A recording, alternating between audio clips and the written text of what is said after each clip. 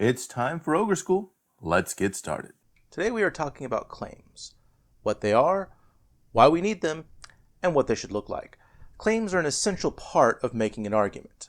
Here's what College Board wants you to know about claims. Quote, writers convey their positions through one or more claims that require a defense. This video will unpack some of that. Here, up front, are the two most important things that I need for you to take away from this video. 1. Claims must be either not obvious, opinion, or both. In other words, they must be things that people can and will disagree with. They need a defense. And since claims need a defense, they must be followed by appropriate evidence and commentary to provide that defense. When you are asked to write in this class, there are two main types of writing you will be asked for. Argument is when you are asked to provide your opinions for something and justify it. Analysis is when you are asked to read a text and write about the author's rhetorical choices. Both of these types of writing require claims, but there are some differences, so I'll talk about each in turn. When we use the term argument in this class, we are usually referring to times when you're asked to make your own argument. In other words, the prompt asks you for your opinion. In these cases, your claims will be expressing your idea that you will then proceed to defend. Most of the time, there are many different opinions that would be acceptable claims. However, your claim still must need a defense. In other words, it can't be obviously true or something that doesn't need justifying. I like bacon is a poor claim because you don't need to justify your personal taste, and only an idiot would try to argue that you don't know what you like. On the other hand, bacon is the best food in the world needs justification because other people could argue back. We often divide claims into three categories. It is not essential that you memorize these, but I am going to go through them because they will give you a good idea of the types of claims you'll want to make in this class. The first type of claim is a claim of fact. Claims of fact say that something is true. However, there must be room for disagreement and debate. In other words, something that you are trying to prove is true, not something that obviously is. Another way of saying that is that it is a statement about how the world is that is inferred from facts. Let's call on two random students to see if they have the idea. The sky is blue. The sky is full of invisible fairies that make it blue with their magic. Schools teach kids many things. Schools prepare kids for the real world. The second type of claim is claims of value. These have to do with opinions about the value of something. They often involve words like best, wrong, or beautiful, just to name a few of many examples. What those words all have in common is that they are subjective. In other words, different people have different definitions of them. Different people find different things beautiful. People have different opinions about what makes something wrong. Two people can argue about which of two movies is the best because they have different ideas of what makes a movie great. Let's check in with those two students. I like cheese. Munster is by far the greatest cheese ever created because it has the perfect amount of sweet and nutty aromas combined with a highly pleasing smooth texture. If you leave a can in the rain, it'll rust. Rusted cans are beautiful. And I want to marry one. Yikes. The third type of claim is a claim of policy. Claims of policy are plans or proposals about how we should change things. They often take the form of we should. Think of them as solutions to a problem. To qualify, they have to mention a change we should make and or a plan we should follow in order to make things better. You know who we're going to ask for examples. Mr. Kendrick is fat. Mr. Kendrick should stop eating so much cheese and give it to me. Our government is doing a bad job. The government should pass Bill H.R.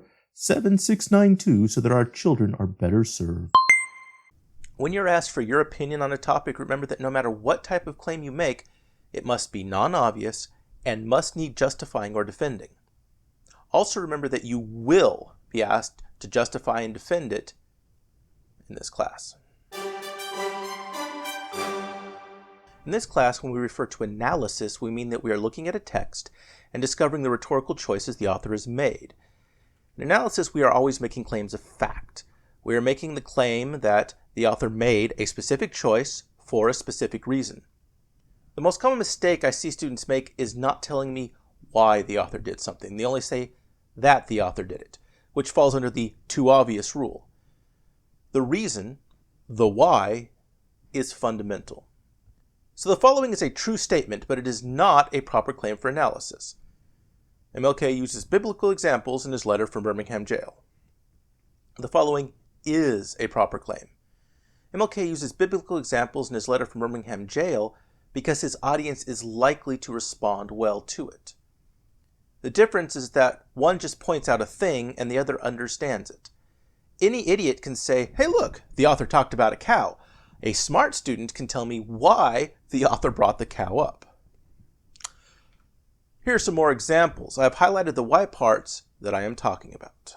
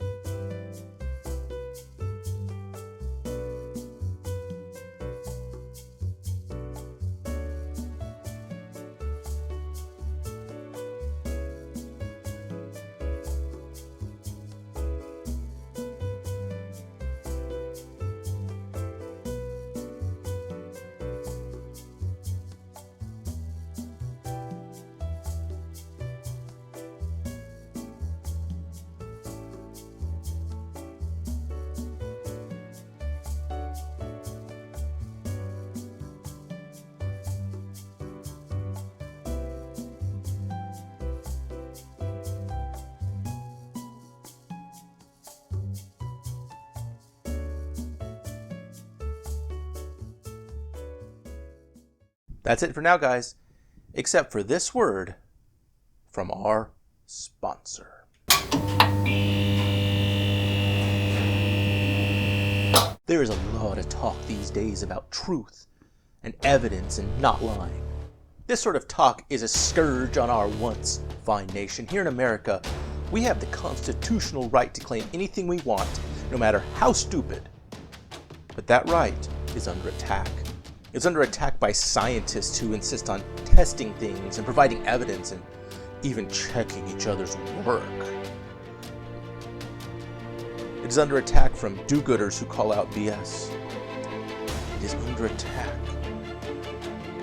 from police who arrest innocent scammers and hucksters who lie to take your money. It is under attack from government regulations that require drug companies to be honest about what their medication is and will do. Here at the Absurdly Free Speech Society, we say enough. We demand the right to claim food is healthy even when we have pumped it full of poison. We demand the right to claim that the earth is flat without being mocked. We demand the right to sell you flavored alcohol and claim that it will cure everything.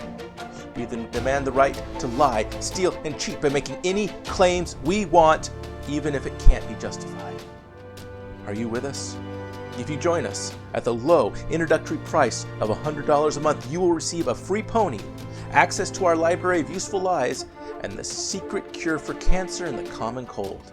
Also, our members are automatically immune from coronavirus. Join us now before the fastest shut us down.